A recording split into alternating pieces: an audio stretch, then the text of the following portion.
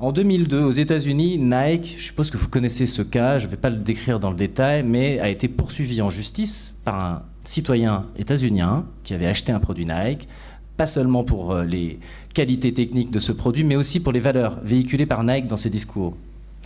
Il s'est senti floué le jour où il a appris que la chaîne d'approvisionnement de Nike était perfectible d'un point de vue respect du droit social. Et il a déposé plainte pour publicité trompeuse. Nike s'est défendu sur la base du premier amendement de la Constitution américaine, la liberté d'expression, enfin la publicité, on dit ce qu'on veut.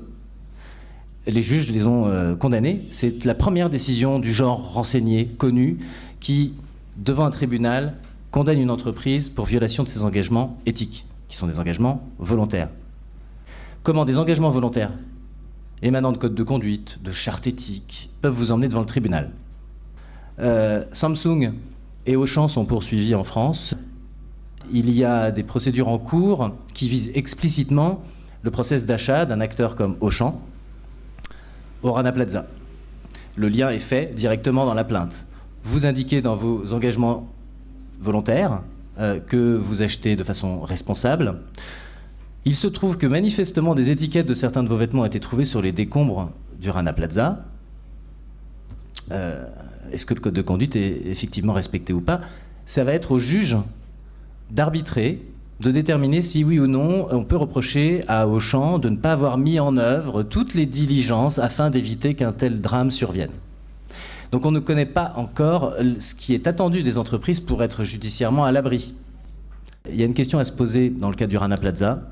Pourquoi les sous-traitants de rang 1 de ces grands donneurs d'ordre ont-ils pris le risque de sous-traiter, entre guillemets, sauvagement, c'est-à-dire sans demander l'accord de leur donneur d'ordre, à des ateliers comme le Rana Plaza? Pourquoi?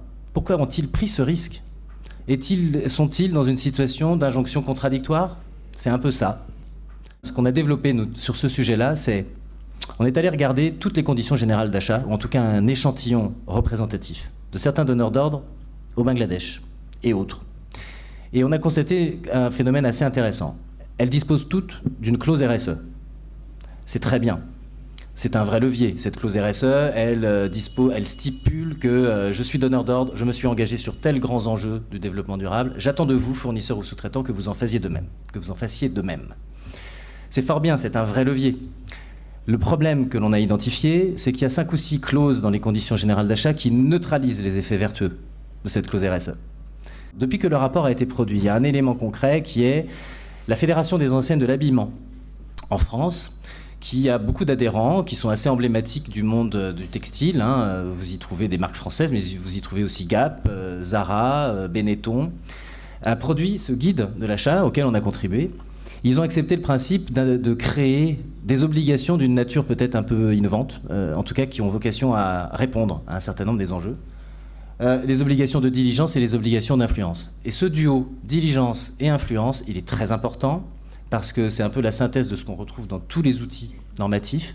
La diligence, c'est la prévention, c'est l'anticipation, donc ça veut dire identifier les risques, c'est les processus d'audit, notamment de contrôle, de conformité des usines, etc.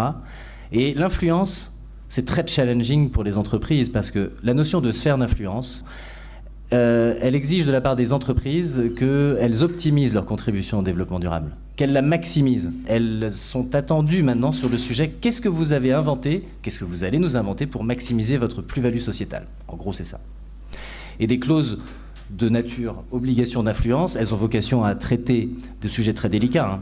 La durée des contrats. Est-ce que c'est des contrats de 3 mois ou des contrats de 18, par exemple, comme fait Timberland, qui permettrait d'instaurer une relation contractuelle plus durable avec un certain nombre d'acteurs de la chaîne d'approvisionnement. Et là, le grand intérêt du dispositif, c'est que c'est la liberté contractuelle qui s'exprime, tout est possible, et que les parties prenantes, les plus offensives d'ailleurs, peuvent être associées afin de voir si ces nouvelles générations de clauses ou d'obligations, qui sont que du papier au départ, pour leur donner vie, elles sont acceptées.